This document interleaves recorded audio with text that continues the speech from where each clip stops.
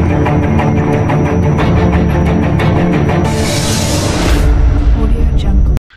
guys, welcome to Chennai IAS Academy. So வரவிருக்கக்கூடிய தேர்வு TNPSC group தேர்வுகளுக்கான TNPSC group 2, 2A மற்றும் 4 தேர்வுகளுக்கான புக்ஸ் வந்து நாங்கள் ரெடி பண்ணிட்டு இருக்கோம்.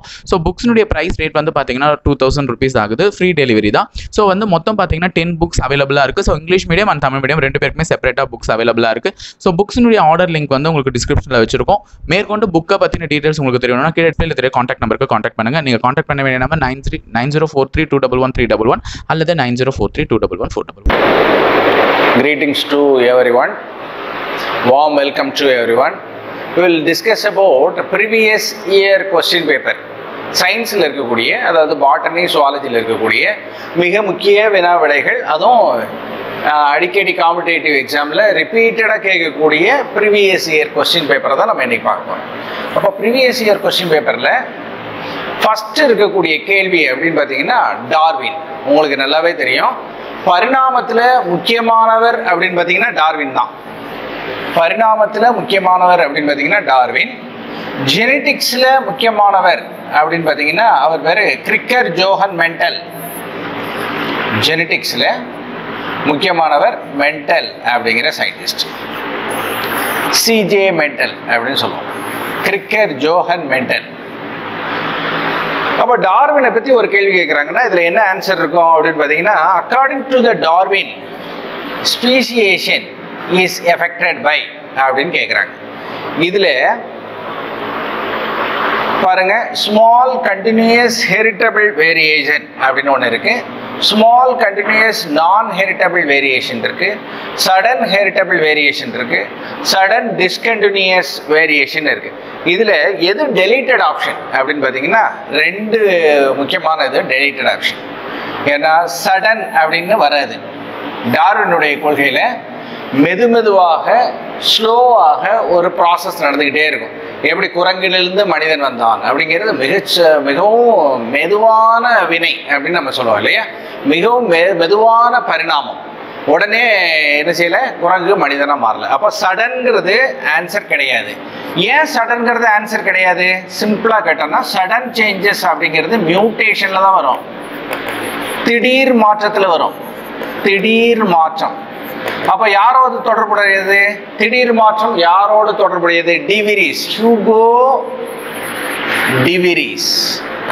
அப்போ மியூட்டேஷன் அல்லது திடீர் மாற்றம் தொடர்பாக ஒரு சயின்டிஸ்ட் கேட்டாங்கன்னா நீங்கள் ஹியூகோ டிவிரிஸ் தான் சொல்லணும். Answer Hugo de Vries. Hugo de Vries தான் சரியான ஆன்சர், ஹியூகோ டிவிரிஸ். ஆனால் இங்கே என்ன கேட்டிருக்காங்க? டார்வின். அப்போ இது ஒரு ஸ்மால் கண்டினியூஸ் ஹெரிட்டபிள் வேரியேஷன் அப்படிங்கிறது தான் மிகச்சரியான விடை. பிகாஸ் ஆஃப் சிறிய தொடர் மரபு சார்ந்த மாறுபாடு, ஸ்லோவாக ஒரு ரியாக்ஷன் நடக்குது, சின்ன மாற்றங்களாக நடக்குது. அதை தான் நம்ம என்ன சொல்கிறோம்? டார்வினிசம் அப்படின்னு சொல்லுவோம். டார்வினிசத்தினுடைய புதிய கொள்கை அப்படின்னு கேட்டாங்கன்னா அது பேர் நியோ டார்வினிசம். நியோ டார்வினிசம் பல்வேறு அறிஞர்கள் கண்டுபிடிச்சாங்க. Neo Darwinism.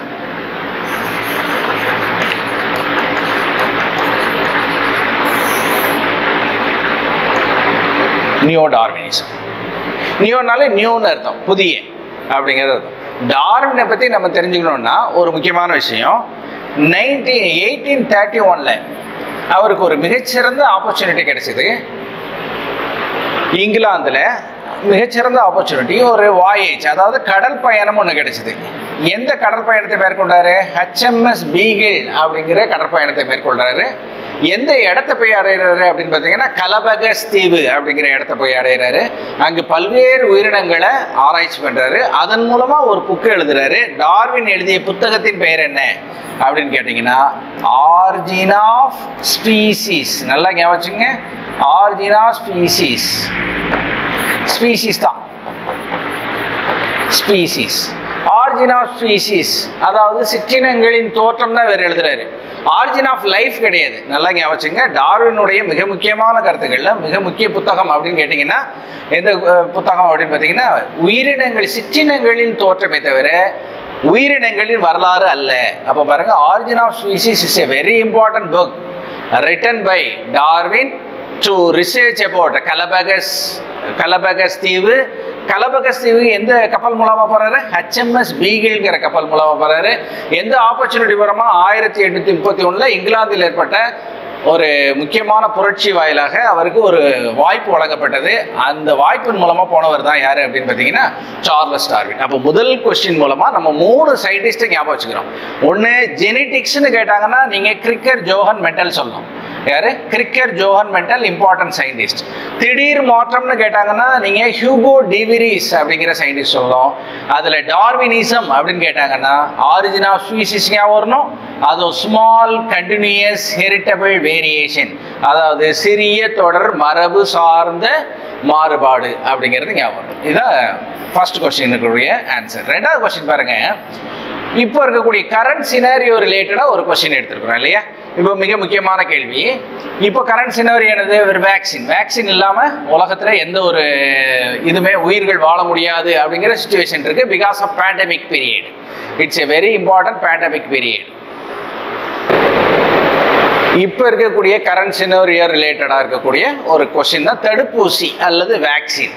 தடுப்பூசின்னா உங்களுக்கு ஞாபகம் வர வேண்டிய மிக முக்கியமான விஞ்ஞானி யாரு அப்படின்னு பார்த்தீங்கன்னா எட்வர்டு ஜென்னர். முதல்ல அவர் என்ன தடுப்பூசி கண்டுபிடிச்சாரு? கவுபாக்ஸ் வேக்சின் அப்படின்னு கண்டுபிடிச்சாரு. கவுபாக்ஸ் வேக்சினை முதல்ல அவர் வெக்சீனியா அப்படிங்கிறது மூலமா கண்டுபிடிச்சாரு. ஸ்மால் பாக்ஸ் ரிலேட்டடாகவும் ஆராய்ச்சி பண்ணாரு. ஸ்மால் பாக்ஸ் ரிலேட்டடாகவும் ஆராய்ச்சி பண்ணாரு அவர் தான். அப்போ தடுப்பூசி எவ்வாறு தயாரிக்கப்பட்டது அப்படின்னு கேட்டிங்கன்னா வேற ஒன்றுமே கிடையாது. உயிருள்ள அல்லது உயிரற்ற நுண்ணிய உயிரினங்கள், மைக்ரோ ஆர்கானிசம். அப்போ living or killed micro organisms அதை நம்ம உடல்ல செலுத்துறாங்க. நம்ம உடலில் செலுத்தி அது மூலமா எதிர்ப்பு சக்தியை உருவாக்குறதுக்கு பேர் என்ன பேரு அப்படின்னு பார்த்தீங்கன்னா வேக்சின். அப்போ உயிருள்ள பொருளை எதனால நம்ம பாதிக்கப்பட்டிருக்கோமோ அந்த உயிருள்ள பொருள் அல்லது அது தடை செய்யப்பட்ட அல்லது கொல்லப்பட்ட ஒரு பொருளை நம்ம உடல்ல செலுத்துறதுனால ஒரு எதிர்ப்பு சக்தி உருவாகும். அதனாலதான் மிக முக்கியமான வேக்சினுக்கு ஃபுல்லாவே என்ன உருவாகும் அப்படின்னா காய்ச்சல் உருவாகும். காய்ச்சல்னா என்ன நடக்குது? ஒரு எதிர்ப்பு சக்தி உருவாகுது. உள்ள செலுத்துறதுனால ஒரு எதிர்ப்பு சக்தி உருவாகுது. அந்த உருவாகிறதுக்கு பேர் என்ன பேருனா தடுப்பு ஊசி. தடுப்பு ஊசின்னு ஒன்று உங்களுக்கு ஞாபகம் வர வேண்டிய சயின்டிஸ்ட் யாரு? எட்வர்டு ஜென்னர் அப்படிங்கிற சயின்டிஸ்ட் தான் உங்களுக்கு ஞாபகம் வரும். எட்வர்ட், இங்க எழுதி போடுறேன், Jenner. The important scientist is Edward Jenner அப்படிங்கிற வேக்சீனியா வைரஸ், அதாவது கவுபாக்ஸ் மூலமாக முதல்ல என்ன செஞ்சாரு? இந்த வேக்சினை கண்டுபிடிச்சவர். அப்போ வேக்சின் தடுப்பூசியின் தந்தை என அழைக்கப்படுபவர் யார் அப்படின்னு கேட்டாங்கன்னா என்ன சொல்லணும்? Edward Jenner. தடுப்பூசி எவ்வாறு தயாரிக்கப்படுகிறது? உயிருள்ள அல்லது உயிரற்ற உயிரினங்கள், நுண்ணிய உயிரினங்கள் நம் உடலில் செலுத்தப்படும் பொழுது ஒரு எதிர்ப்பு சக்தி உருவாகிறது. அந்த எதிர்ப்பு சக்தியை தான் நம்ம என்ன சொல்றோம்? தடுப்பூசி அல்லது வேக்சின் நம்ம சொல்றோம். Live or attenuated vaccines, live and attenuated organism inject in our body to produce immunisation. வேற ஒன்றும் கிடையாது, எதிர்ப்பு சக்தியை ஏற்படுத்துது. அடுத்த கொஸ்டின் பார்த்தீங்கன்னா மூணாவது question. The source of energy in any ecosystem is called as. அப்போ எந்த ஒரு ஈகோசிஸ்டம் எடுத்துக்கிட்டாலும் அப்போ ஒரு பிரமிடு சைஸ்ல நம்ம வச்சுக்கலாம். முதல்ல சோர்ஸ் ஆஃப் எனர்ஜி எது மூலமா உருவாக்கப்படுது அப்படின்னு பார்த்தீங்கன்னா முதல்ல தாவரங்கள் இல்லாம உலகம் இல்லை இல்லையா? அப்போ தாவரங்கள் தான். Plants is a source of energy. என்ன சொல்லுவோம்? பிளான்ஸ், தாவரங்களுக்கு இன்னொரு பேர் என்ன பேரு? ப்ரொடியூசர்ஸ் என்ன சொல்லுவோம்? உற்பத்தியாளர்கள். தமிழ்ல என்ன சொல்லுவோம்? உற்பத்தியாளர்கள். அல்லது இது தானாகவே தன் உணவை தயாரிச்சுக்கிறதுனால அதுக்கு பேர் என்ன சொல்லுவோம்? சுயஜீவிகள். அப்ப ஆன்சர் இஸ் தானாகவே தன் உணவை தயாரிக்கிறது சுயஜீவிகள். சுயனா என்ன சொல்றோம்? ஆட்டோ, ஜீவிகள்னா ட்ரோப்ஸ். அப்ப ஆன்சர் இஸ் ஆட்டோட்ரோப் அல்லது சுயஜீவிகள். Answer is autotroph. அப்போ சோர்ஸ் ஆஃப் எனர்ஜி, அப்போ சோர்ஸ் ஆஃப் லைஃப் அப்படின்னு கேட்டாங்கன்னா சன்னு இல்லையா? சோர்ஸ் ஆஃப் லைட் அப்படின்னு கேட்டாங்கன்னா சன்னு. சோர்ஸ் ஆஃப் எனர்ஜி அப்படின்னு கேட்டாங்கன்னா என்ன சொல்லுவோம்? தாவரங்கள். அப்போ தாவரங்களை தான் அடுத்த நிலையில் இருக்கக்கூடிய உயிரினங்கள் உள்ளது. அதுக்கு பேர் ஹெர்பிவோர்ஸ் அப்படின்னு சொல்லுவோம், ஹெர்பிவோர்கள். அதுக்கு அடுத்த நிலையில் இருக்கக்கூடிய உயிரினங்கள் உள்ளது, அது பேர் கார்னிவோர், கார்னிவோர்ஸ் அப்படின்னு நம்ம சொல்லுவோம். கார்னிவோர் அனைத்தையும் உண்ணக்கூடிய உயிரினங்களுக்கு பேர் என்ன சொல்லுவோம்? Omnivorous, omnivores. அப்போ primary consumer, secondary consumer, secondary consumer, treasury consumer. அதாவது முதல் நிலை நுகர்வோர், இரண்டாம் நிலை நுகர்வோர், மூன்றாம் நிலை நுகர்வோர். காரணமான எனர்ஜி எங்கிருந்து கிடைக்கிறது அப்படின்னு கேட்டாங்கன்னா எனர்ஜி சோர்ஸ் எது அப்படின்னு பார்த்தீங்கன்னா ஆன்சர் இஸ் பிளான்ட்ஸ், தாவரங்கள், அல்லது ப்ரொடியூசர்ஸ் அல்லது உற்பத்தியாளர்கள், அல்லது சுயஜீவிகள், அல்லது ஆட்டோட்ரோப்புகள் அப்படிங்கிற வார்த்தையை நம்ம பயன்படுத்தும். அடுத்த கேள்வி பாருங்க. ஒரு ஸ்டேட்மெண்ட் மாதிரி கொடுத்துருக்குறாங்க. ரெண்டுமே மிக முக்கியமான ஸ்டேட்மெண்ட் தான். காரணம் ரெண்டுலேயுமே ரத்தம் தொடர்புடைய ஒரு லிங்க் இருக்கு. அதனால நம்ம இதை குழம்புறதுக்கு வாய்ப்பு இருக்கு. இதில் ஆன்சர் பாருங்களேன். Vitamin K is deficiency leads to haemorrhage அப்படின்னு ஒரு கொஸ்டின் கொடுக்குறாங்க. அப்போ வைட்டமின் கே குறைபாடால் ஏற்படுவது இரத்த உறையாமை, இரத்த உறையாமை, ஹெமரேஜ் அப்படிங்கிற நம்ம சொல்லுவோம். கரெக்டு தான். அப்போ குறைவால் அப்படின்னு ரத்தம் தொடர்பான வைட்டமின் எது அப்படின்னு பார்த்தீங்கன்னா ரத்தம் தொடர்பான வைட்டமின் அப்படின்னு கேட்டாங்கன்னா வைட்டமின் கே. கேங்கிற வார்த்தை எதனால இருந்தது? கொயாகுலேஷன், கொயாகுலேஷன் அப்படிங்கிற வார்த்தையிலேருந்து இருந்தது. அதை தான் நம்ம பின்னாடி என்ன செய்வோம்? கொயாகுலேஷன் மாற்றிக்கிட்டோம். கொயாகுலேஷன் உறைதல் அப்படிங்கிறது மாற்றிக்கிட்டோம். இப்போ உறையாமை நோய் இது குறையிறதுனால, விட்டமின் கே குறையிறதுனால வரக்கூடிய நோய்க்கு பேர் என்ன பேர்? ரத்தம் உறையாமை. அப்போ சரியான ஆன்சர். அப்போ A is a correct answer. Reason பாருங்க, அதுக்கான ரீசன் கொடுத்துருக்குறாங்க. ஃபோலிக் ஆசிட், அதாவது வைட்டமின் B9. ஃபோலிக் ஆசிட்னுடைய எந்த வைட்டமின் நம்பரில் இருக்குது அப்படின்னு பார்த்தீங்கன்னா vitamin B9 is a deficiency leads to anaemia. இதுவும் சரியான ஆன்சர் தான். ரெண்டுமே சரியான ஆன்சர் தான். ஆனால் அதுக்கும் இதுக்கும் தொடர்பு இருக்கா அப்படின்னு பார்த்தீங்கன்னா இல்லை. அப்போ ரெண்டுமே சரி, ஆனால் அதுக்கு சரியான விளக்கம் அல்ல அப்படிங்கிறது தான் ஆன்சர். அப்போ both A and B, both A and R is true, but R is not the correct explanation of A. ரெண்டும் ரத்தம் தான், ஆனால் ரெண்டுக்கும் தொடர்பு இருக்கா? இல்லை. ரெண்டுக்கும் தொடர்புடைய செய்திகள் இல்லை. இது எதை குறிக்குது? வைட்டமின் கே குறிக்குது. இது வைட்டமின் B9 குறிக்குது. இது நல்லா தெரியும். வைட்டமின் கேங்கிறது ஃபேட் சாலுபிள் விட்டமின், கொழுப்பில் கரையும் வைட்டமின்கள், ஃபேட் சாலுபிள் வைட்டமின். ஆனால் B9ங்கிறது என்னது? வைட்டமின் B9ங்கிறது என்னது? வாட்டர் சாலுபிள் விட்டமின்கள், நீரில் கரையும் வைட்டமின்கள். வாட்டர் soluble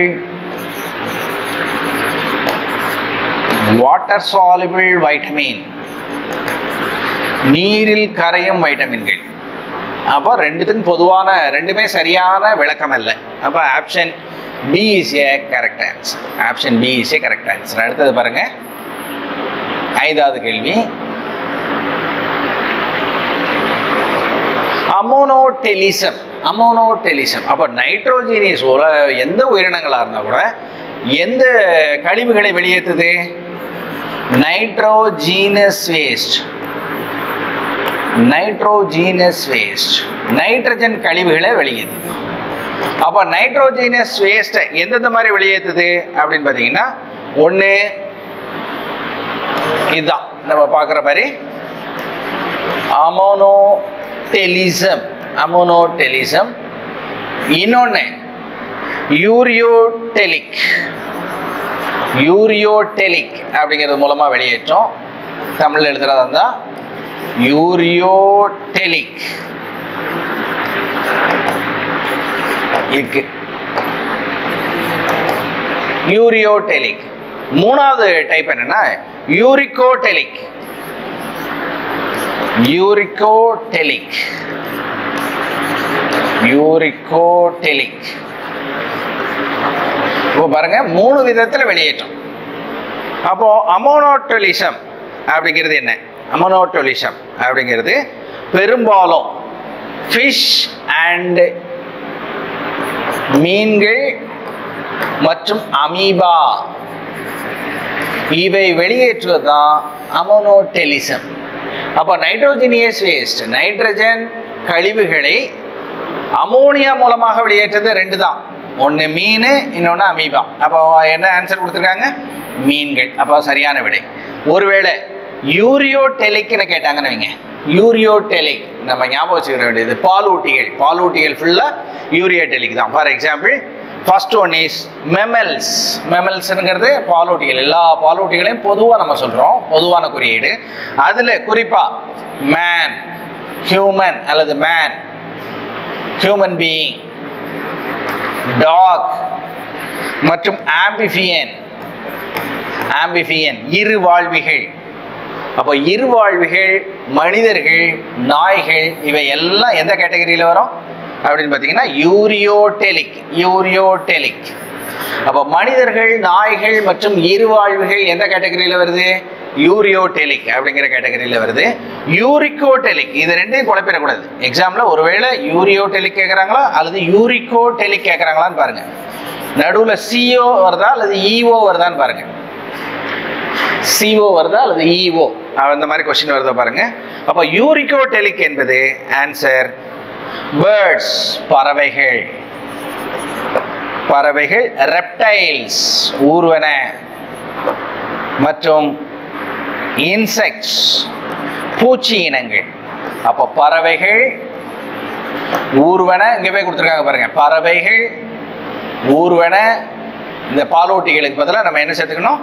பூச்சி இனங்கள். இவை அனைத்தும் யூரிகோடெலிக். யூரிகோடெலிக் பாருங்க. பறவைகள்,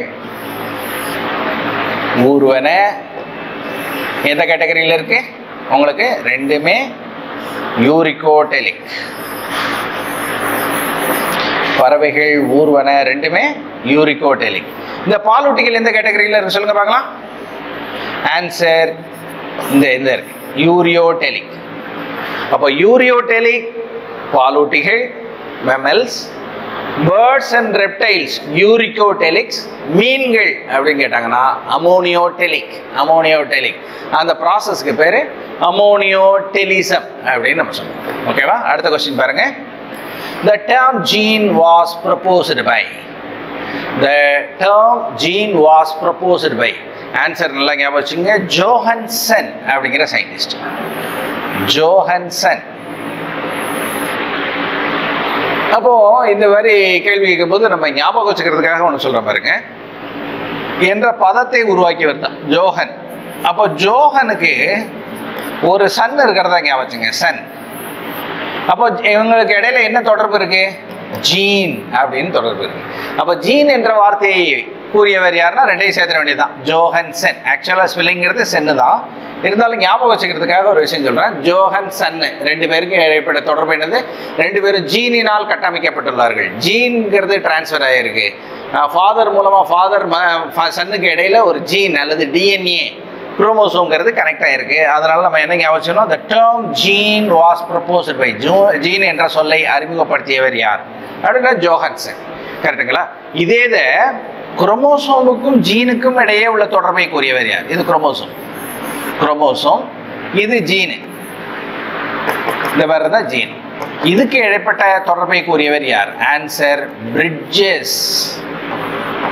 பிரிட்ஜஸ். பிரிட்ஜஸ் என்ற அறிவியல். இதை எப்படி ஞாபகம் சொல்லலாம்? குரோமோசோமும் ஜீனும் ஒரு இணைப்பினால் இணைக்கப்பட்டுள்ளது. அப்படித்தானே? இதுல இருந்து இந்த த்ரெட்டு மாதிரி தனியாக எடுத்தீங்கன்னா அது ஜீனா மாறிடும். தனித்தனியாக பிரித்து எடுத்தீங்கன்னா த்ரெட்டு லைக் ஸ்ட்ரக்சர், நூல் மாதிரி, அது தனியாக எடுத்தீங்கன்னா ஜீனா மாறிடும். அப்போ இதுக்கு உள்ள தொடர்பை கூறியவர் பிரிட்ஜ் மாதிரி இருக்க இல்லைங்களா? இடையில ஒரு பாலம் மாதிரி அமைப்பு இருக்குது இல்லைங்களா? அதை ஞாபகம் வச்சுக்கிட்டிங்கன்னா பிரிட்ஜஸ் அப்படிங்கிற சயின்டிஸ்ட் உங்களுக்கு ஞாபகம். அப்போ பாருங்க, ஜீனுங்கிற வார்த்தையை கூறியவர் ஜோஹன்சன். குரோமோசோமுக்கும் ஜீனுக்கும் இடைப்பட்ட குரோமோசோம், ஜீன்கள் குரோமோசோம்களில் அமைந்திருக்கிறது உள்ள தொடர்பை கூறியவர் யார் அப்படின்னு கேட்டாங்கன்னா ஆன்சர் பிரிட்ஜஸ் அப்படிங்கிற சயின்டிஸ்ட். டிஎன்ஏவை கண்டுபிடித்தவர் யார்? டிஎன்ஏ மட்டும், இந்த DNA deoxy ribo nucleic acid தான் நம்ம என்ன சொல்றோம்? ஜீன் நம்ம சொல்றோம். டிஎன்ஏவை கண்டுபிடித்தவர் யார் அப்படின்னு கேட்டாங்கன்னா answer Watson and Kirik. Watson மற்றும் கிரிக் அப்படிங்கிற சயின்டிஸ்ட் தான். அப்போ 3 வகையான சயின்டிஸ்ட்டை இது மூலமா நம்ம ஞாபகம் வச்சுக்கிறோம். ஒன்று the term coined by அப்படின்னு கேட்டாங்கன்னா ஜோஹன்சன். குரோமோசோமில் ஜீன் உள்ளது அதற்கிட்ட தொடர்பை கூறியவர் யார் அப்படின்னு கேட்டாங்கன்னா பிரிட்ஜஸ். டிஎன்ஏவை கண்டுபிடித்தவர் யார் அப்படின்னு கேட்டாங்கன்னா வாட்சன் கிரிக். எவ்வகை டிஎன்ஏவை கண்டுபிடித்தார் அப்படின்னு கேட்டாங்கன்னா பி டிஎன்ஏ. பி வகை டிஎன்ஏ, ஏபிசி அந்த மாதிரி இருக்கு பார்த்தீங்களா. அப்போ AB Z DNA very important DNA. அதில் பி டிஎன்ஏவை கண்டுபிடித்தவர் வாட்சன் மற்றும் கிரிக் அப்படிங்கிற சயின்டிஸ்ட். அடுத்த கொஸ்டின் பாருங்க. The bacterial cell wall consists of. Bacterial cell wall எதனால் ஆனது அதான் கொஸ்டின் கேட்டிருக்காங்க இல்லையா. அப்போ பாக்டீரியல் செல் வால் அப்படிங்கிறது ஆன்சர் மியூகோபெப்டைடினால் ஆனது. ஆன்சர் மியூகோபெப்டைடினால் ஆனது. அப்போ எளிமையாக ஒரு கொஸ்டின் கேட்கறதா இருந்தா இப்போ மியூகோபெப்டைடு ஆப்ஷனில் கொடுக்கல, எப்படி கேட்பாங்க? பெப்டிடோ கிளைகேன்.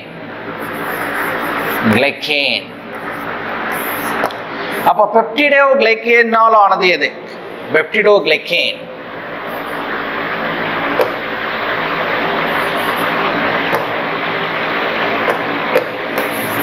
பாருங்க, பெப்டிடோ கிளைகேன் அப்படின்னு கொடுப்பாங்க. இதே இது கொஞ்சம் மாற்றி கேட்குறாங்க அப்படின்னா எந்த மாதிரி கேட்பாங்க அப்படின்னு பார்த்தீங்கன்னா என்ஏஜி அண்ட் என்ஏஎம் அதனால் ஆனது. என்ஏஜி மற்றும் NAM. N acetyl glucosamine. NAG என்பதன் விரிவாக்கம் என்ன அப்படின்னு கேட்டாங்கன்னா அங்கே மேலே எழுதுற பாருங்க. என்ஏஜி என்பதன் விரிவாக்கம் N acetyl glucosamine. N acetyl glucosamine NAG. NAM என்பது என்ன? N acetyl muramic acid. இங்கே கீழே எழுதுறேன். N acetyl muramic acid. அப்போ எந்தெந்த கேள்விகளை கேட்கலாம்? பாக்டீரியாவின் செல் சுவர் எதனால் ஆனது அப்படின்னு கேட்டாங்கன்னா இங்கே ஆப்ஷனில் கொடுத்தது படி மியூகோபெப்டைடு. அல்லது என்ன கொஸ்டின் கேட்கலாம்? பெப்டிடோ கிளைகேன். பெப்டிடோ கிளைகேன் அப்படின்னும் கேட்கலாம். அப்படி இல்லைன்னா ரொம்ப பர்டிகுலராக கேட்கறதா இருந்தா என்ஏஜி என்ஏஎம் ஆனது. என்ஏஜிங்கிறது என்னது? விரிவாக்கம் என்ன? N acetyl கிளைகோசமைன். என்ஏஎம் என்பது என்ன? N acetyl muramic acid. இந்த மாதிரியும் பாக்டீரியல் செல்வால்னால இது தொடர்புடைய. அப்படியே ஃபங்கையில் கேட்டாங்கன்னா, பூஞ்சையில் கேட்டாங்கன்னா பூஞ்சையின் செல் சுவர் எதனால் ஆனது? பஞ்சை அல்லது பூஞ்சையின் செல் சுவர் எதனால் ஆனது? Answer chitin. Answer chitin. CHITIN. Chitin என்ற உரையினால் ஆனது. கைட்டினால் ஆனது. இப்போ பாக்டீரியா கேட்டாங்கன்னா இது சொல்லணும். 3 ஆப்ஷன் கொடுத்துருக்கேன். மியூகோபெப்டைட், பெப்டிடோகிளைகேன் அல்லது என்ஏஜி என்ஏஎம். பூஞ்சையின் செல் சுவர்னா என்ன சொல்லணும்? இங்கே இருக்கு. ஆன்சர் இந்த இடத்துல இருக்கு. கைட்டின் அதனால் ஆனது. அடுத்த கொஸ்டின் பாருங்க. 8th question. இதுவும் ஒரு வகையில் என்ன கூற்று காரணம் மாதிரி கேட்டிருக்காங்க. இந்த இதில் வந்து மிக முக்கியமானது இப்போ பாருங்க, ஒரு செல்லுக்குள்ள எது அழகாக என்றாகும்? எந்த ஹார்மோன் அதிகமாக என்றாகும்? இப்போ 2 வகையான ஹார்மோனை ஞாபகம் வச்சு. ஒன்று பெப்டைடு ஹார்மோன் இல்லையா? ஒன்று பெப்டைடு ஹார்மோன், இன்னொன்று கொலஸ்ட்ரால் ஹார்மோன், லிப்பிடு ஹார்மோன். அப்போ கொலஸ்ட்ரால்னா உங்களுக்கு ஞாபகம் வர வேண்டியது ஆயில், ஸ்டீராய்டு, வலுவெழுப்பு தன்மையுடையது அப்படின்னு ஞாபகம் வச்சுக்கிட்டிங்கன்னா அதான் கொலஸ்ட்ரால் அல்லது ஸ்டீராய்டு. இப்போ பெப்டைடு ஹார்மோன்னா என்ன ஞாபகம் வச்சுக்கணும்? அமினோ ஆசிட் இணைந்ததுக்கு பேர் என்ன பேர்? பெப்டைடு. 2 அமினோ அமிலங்கள் இணைந்ததற்கு பேர் என்ன பேர்? Peptide. Amino acid plus amino acid connected together with the help of peptide bond. Peptide இணைப்பு அந்த மாதிரி உள்ளது. அந்த மாதிரி ஹார்மோன் உள்ள போகலாம். அல்லது கொலஸ்ட்ரால். கொலஸ்ட்ரால் கொழுப்பு பொருட்கள் பாருங்க, கொழுப்பு பொருட்கள்னால உள்ள போகலாம். கொழுப்புங்கிறது சொல்லுவோம், ஃபேட்டுன்னு சொல்லுவோம், கொலஸ்ட்ரால் சொல்லலாம். அல்லது லிப்பிடு எண்ணெய் பொருட்கள் எப்படின்னாலும் ஞாபகம் வச்சுக்கலாம், லிப்பிடு பொருட்கள். இந்த மாதிரி இது 2ல் எது அழகாக உள்ள போகும், எது ஈஸியாக என்ட்ராகும் அப்படின்னு கேட்டாங்கன்னா ஆன்சர் இஸ் லிப்பிடு மாலிகுல் அல்லது கொழுப்பு பொருட்கள் அல்லது ஃபேட் பொருட்கள், ஸ்டீராய்டு பொருட்கள் தான் எளிமையாக உள்ள என்ட்ராகக்கூடியது. அப்போ ஆன்சர் பாருங்க. First question, reception for steroid hormone are located inside the cell. உள்ள என்ன இருக்கு?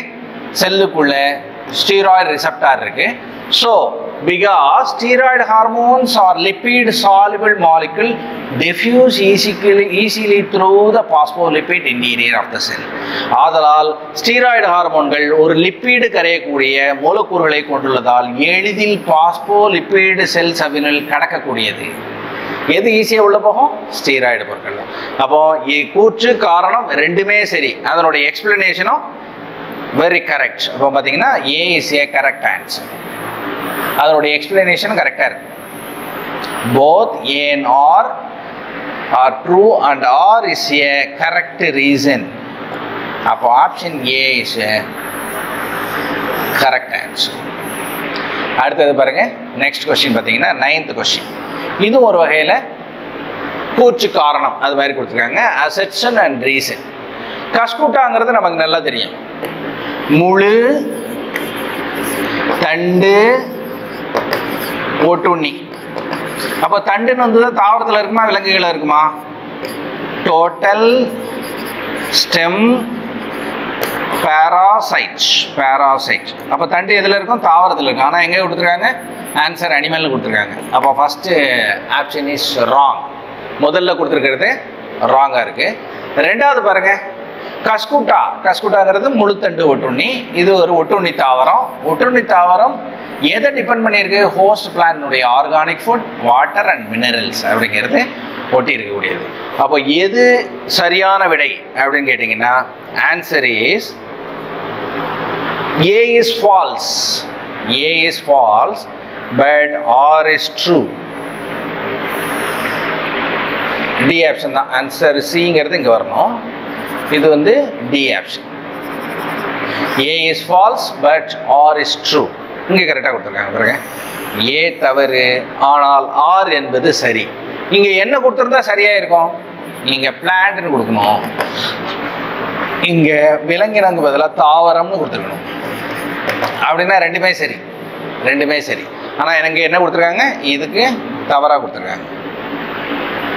அடுத்த கொஸ்டின் பாருங்க, நெக்ஸ்ட் கொஸ்டின். இது ஒரு match the following. 10th question உங்களுக்கு ஈஸியாக மேட்ச் த ஃபாலோயிங்காக கொடுத்துருக்காங்க. Very easy. ஹீமோ அப்படின்ன வார்த்தை எதை குறிக்குது? ஹீமோ அப்படின்னா ரெட் கலர் குறிக்குது. அப்போ ரெட் கலர் எங்கே இருக்குன்னு பாருங்க. ஹீமோகுளோபின், ரத்தத்தில் இருக்கக்கூடிய சிவப்பு அணு. சரியா? அப்போ சிவப்பு நிறம். அடுத்து சயனோ. சயனோ அப்படின்னா நீல நிறத்தை குறிக்குது. சயனோ பாக்டீரியா கேள்விப்பட்டிருப்போம். Cyano bacteria. நீல பசும்பாசி. பசும்பாசி அப்படித்தானே? என்ன சொல்லுவோம்? Blue green algae. Algae, blue green algae. அப்போ சயனோங்கிற இந்த வார்த்தை எதை குறிக்குது அப்படின்னு பார்த்தீங்கன்னா ப்ளூவை குறிக்குது. கரெக்டா? குளோரோ அப்படிங்கிற வார்த்தை எதை குறிக்குது அப்படின்னு பார்த்தீங்கன்னா கிரீனை குறிக்குது. குளோரோஃபில் அப்படிங்கிறது கிரீன், பச்சை, பச்சையை குறிக்குது. பின்னோ அப்படிங்கிற கலர் எதை குறிக்குது அப்படின்னு பார்த்தீங்கன்னா ப்ரௌனை குறிக்குது. அப்போ ஃபர்ஸ்ட் ஒன்றுக்கு 2, அடுத்து 4, அடுத்து 1, அப்புறம் 3 அப்படிங்கிறது மிகச்சரியான விடை. இப்போ பார்த்தீங்கன்னா இதுதான் உங்களுக்கு ஆன்சரில் கொடுத்துருக்கோம். இப்போ பாருங்க, சரியான விடை அப்படிங்கிறது என்னது அப்படின்னு பார்த்தீங்கன்னா 4 இஸ் ஏ கரெக்ட் ஆன்சர்.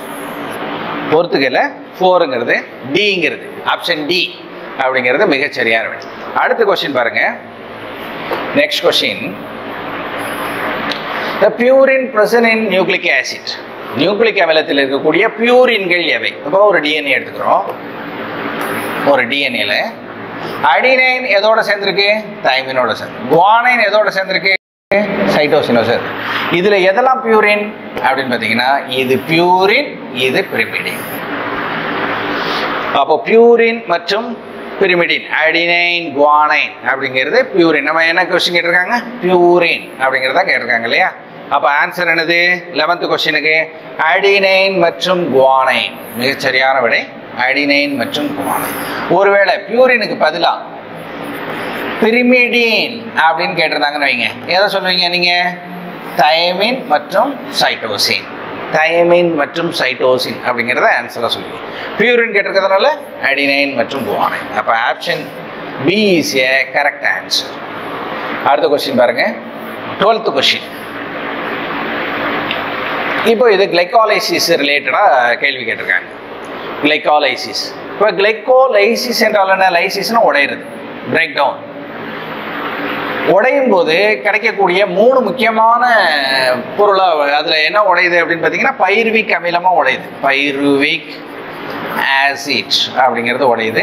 இறுதி பொருளுங்கிறது கார்பன் டை ஆக்சைடு மற்றும் வாட்டர். எல்லாத்துக்கும் இறுதி பொருளுங்கிறது கார்பன் டை ஆக்சைடு மற்றும் வாட்டராக உருவாயிரும். இதுதான் மாறும். ஆனால் இதில் என்ன கொடுத்துருக்காங்க? கிளைகாலைசிஸ் மற்றொரு பெயர் என்ன? இங்கே பாருங்க, ஆல்சோ நோன் அஸ். அப்போ ரெண்டுமே தப்பு. பெண்டோஸ் பாஸ்பேட் பாத்வே, அதாவது பிபிபி கிடையாது இல்லையா? பெண்டோஸ் பாஸ்பேட் பாத்வே பிபிபி இல்லை, கிளையாக்சிலேட் சைக்கிளும் இல்லை. அப்போ அதுக்கு இன்னொரு பேர் தான் என்ன அப்படின்னு பார்த்தீங்கன்னா 3 முக்கியமான சயின்டிஸ்ட் கண்டுபிடிச்சாங்க. அந்த சயின்டிஸ்டுக்கு பேர் எம்டன் மேயர்ஹாஃப் பார்னாஸ். அப்போ எம்டன் மேயர்ஹாஃப் பார்னாஸ் அப்படிங்கிற 3 சயின்டிஸ்ட் கண்டுபிடிச்சதுனால அதுக்கு பேரு இ. எம்டனுக்கு இருக்கக்கூடிய இ, மேயர்ஹாஃப்க்கு இருக்கக்கூடிய எம், பார்னாக்ஸு P. So EMP pathway, EMP pathway, Embden Meyerhof Parnas, Embden Meyerhof Parnas. அதனால இதுக்கு இன்னொரு பேர் இஎம்பின்னு தான் சொல்லணுமே தவிர பிபிபின்னு சொல்லக்கூடாது. என்ன சொல்லக்கூடாது? பிபிபி இல்லை, இஎம்பின்னு சொல்லலாம். EMP is a correct answer. என்ன சொல்லியிருக்கணும்? EMP is a correct answer. அப்போ ஃபர்ஸ்ட் உள்ளது தப்பு, கடைசி உள்ளது தப்பு. இப்போ இதில் ஃபைனல் ப்ராடக்ட் என்ன வரணும்? ஒன்று பைருவிக் அமிலமாக வரணும், அல்லது கார்பன் டை ஆக்சைடு வாட்டர் தான் வரணும். ஆனால் எங்கே என்ன கொடுத்துருக்காங்க? கிளைகோஜன் கொடுத்துருக்காங்க. அப்போ இதுவும் தப்பு. அப்போ மிகச்சரியான விடை அப்படின்னு பார்த்தீங்கன்னா the substrate of glycolysis is glucose only. இந்த கிளைகாலைசிஸ் நிகழ்வின் முடிவு பொருள், தளப்பொருள் எது அப்படின்னு கேட்டிங்கன்னா குளுக்கோஸ். அப்போ குளுக்கோஸ் இன்றி கிளைகாலைசிஸ் நடக்காது. கிளைகோலைசிஸ். அப்போ குளுக்கோஸ் தான் தளப்பொருள், அது சிதைறதுனால வரக்கூடிய பொருள் தான் இது. அப்போ குளுக்கோஸ் இல்லாமல் ப்ராசஸ் நடக்காது. ஸோ தளப்பொருள் என அழைக்கப்படுவது குளுக்கோஸ். அப்போ எதெல்லாம் தவிர இதில் இருக்கக்கூடிய first one is a wrong. Second one also இங்கே இருக்கு பாருங்க, செகண்ட் ஒன் கரெக்டு. இங்கே பார்த்தீங்கன்னா இது correct, second one correct. Third one wrong.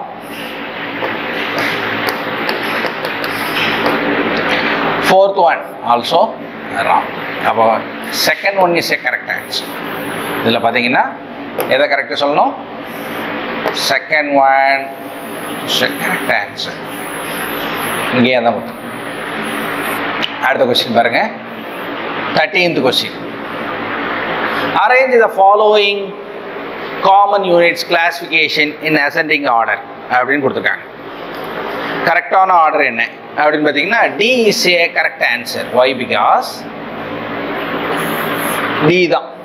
அப்போ என்னதெல்லாம் கரெக்டாக வரணும் அப்படின்னு பார்த்தீங்கன்னா டியில் முதல்ல வெரைட்டி, அதுக்கப்புறம் தான் ஸ்பீசிஸ், அதுக்கப்புறம் ஜீனஸ், அதுக்கப்புறம் ஃபேமிலி, அதுக்கப்புறம் ஆர்டர். இதுதான் சரியான ஆன்சர்.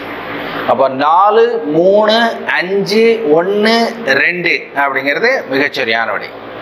ஃபேமிலி, வெரைட்டி, வெரைட்டியிலிருந்து வெரைட்டி, அதுக்கப்புறம் ஸ்பீசிஸ், அதுக்கப்புறம் ஜீனஸ், அதுக்கப்புறம் ஃபேமிலி, அப்புறம் ஆர்டர். அப்போது டாக்ஸானமி வகைப்பாட்டியலின் மிகச்சிறிய அலகு எது அப்படின்னு கேட்டாங்கன்னா ஆன்சர் ஸ்பீசிஸ். மிகச்சிறிய அலகு அப்படின்னு கேட்டாங்கன்னா கடைசியாக ஸ்பீசிஸ் வரணும். ஸ்பீசிஸ் வரக்கூடியதான் மிகச்சரியான வழியாக இருக்கும். அப்போ classification in ascending order, ascending ஆர்டரில் குறிக்கிறோம். அசெண்டிங் ஆர்டரில் நம்ம நோட் பண்ணி கொடுக்குறோம்.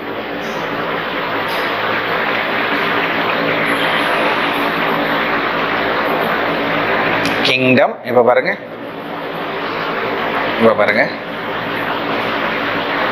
Classification, taxonomy. டாக்ஸானமி நம்ம நோட் பண்ணோம்னா உங்களுக்கு இதுதான் வருது இல்லையா? இதுதான் taxonomy, species, genus, family, order, class, phylum, kingdom and domain. இதுதான் மிகச்சரியான விடை. இது எதுல இருந்து வருது? Ascending order. இப்படி இருந்து வந்ததுன்னா அசெண்டிங் ஆர்டர், இப்படி இருந்து வந்ததுன்னா டிசெண்டிங் ஆர்டர். இப்போ கடைசி என்ன வருது? ஸ்பீசிஸ். ஸ்பீசிஸ்ங்கிறது என்னது? வகைப்பாட்டியலின் அடிப்படை அலகு எது? அப்போ இதை நல்லா ஞாபகம். Kingdom, phylum, class, order, family, genus, species. கடைசியா ஸ்பீசிஸ். அசெண்டிங் ஆர்டர்னா ஸ்பீசிஸ், ஜீனஸ், ஃபேமிலி, ஆர்டர்.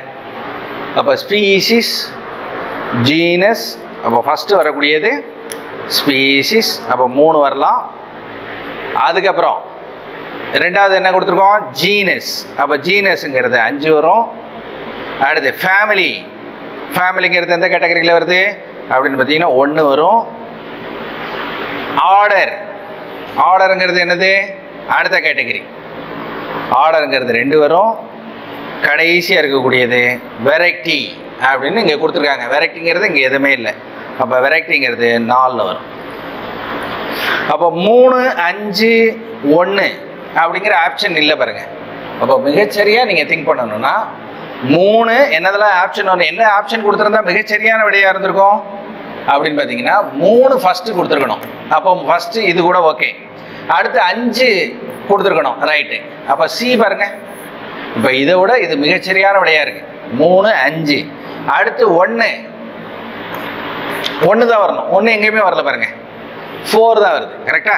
அப்போ 1 வரணும், அதுக்கப்புறம் 2 வரணும், அதுக்கப்புறம் 3 வரணும். இந்த மாதிரி இருந்ததுன்னா சரியா இருக்கும்.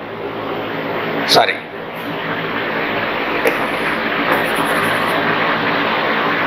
இங்க பாருங்க 3, 5, 1, 2, அதுக்கப்புறம் வெரைட்டி 4. கரெக்டா? இந்த மாதிரி ஆப்ஷன் இருக்கா பாருங்க.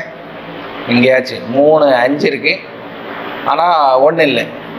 3, 5 இந்த மாதிரி ஆப்ஷனே இல்லை. இப்படி தான் மிகச்சரியாக நம்ம பூர்த்தி ஆகும். இதான் அசெண்டிங் ஆர்டர் அப்படிங்கிற ஆப்ஷன் இல்லாததுனால நியரஸ்ட் கரெக்ட் ஆன்சர் நம்ம பார்க்கணும். அப்போ நியரஸ்ட் கரெக்ட் ஆன்சர் அப்படின்னு பார்த்தீங்கன்னா இது கூட இல்லை. நீங்கள் என்ன தான் சொல்லணும்? 3, 5, 4, 2, 1. அப்போ 4ங்கிறது எதை? வெரைட்டியை எங்கே கொண்டு வராங்க? இந்த கேட்டகரியில் கொண்டு வராங்க. 4ங்கிறது இதுவரை கரெக்டு. 4ங்கிறத வெரைட்டியை கொண்டு வராங்க. வேறுபாடு அப்படிங்கிறது கொண்டு வராங்க. அப்புறம் 2ங்கிறத கொண்டு வராங்க. அப்புறம் 1ங்கிறது என்னது? ஃபேமிலி. கடைசியாக 1. அப்போ கடைசி இறுதி விளைபொருள் அப்படின்னு பார்த்தீங்கன்னா இதுதான். அப்போ கொடுத்துருக்கிறதுல எது சரியான விடை அப்படின்னு பார்த்தீங்கன்னா C is a correct answer. C தான். டி இல்லை, ஆக்சுவலாக டி இல்லை. வித் ரெஃபரன்ஸ் மூலமாக நீங்கள் பார்த்தீங்கன்னா டி இல்லை, answer C. C is a correct answer. ஓகேவா? அடுத்து 14வது கொஸ்டின் பாருங்க. Match the following. இப்போ ஒவ்வொரு கிளாண்டு அதுக்கு எந்த கிளாண்டு எந்த ஹார்மோனை சுரக்குது, அதான் 14வது கொஸ்டின். அப்போ 14th கொஸ்டின் அப்படிங்கிறது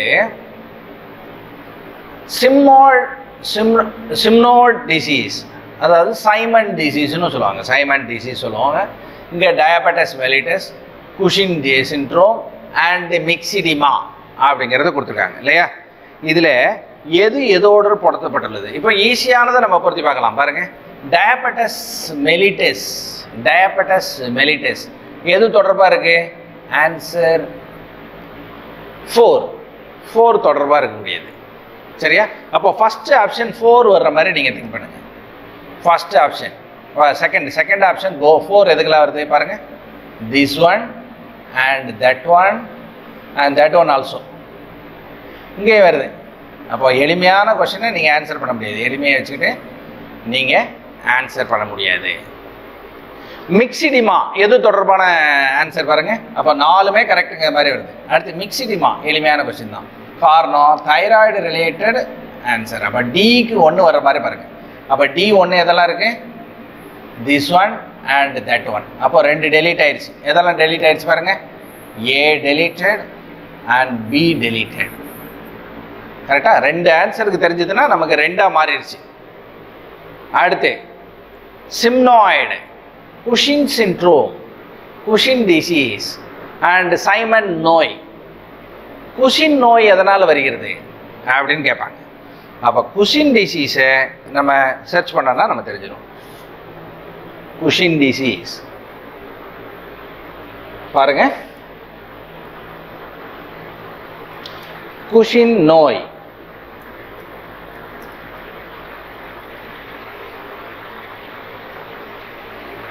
அப்படின்னு ஆன்சர் பார்த்தீங்கன்னா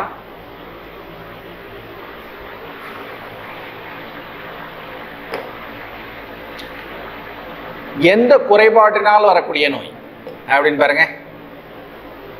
குஷின் நோய்ங்கிறது எந்த குறைபாட்டினால் வரும் நோய்.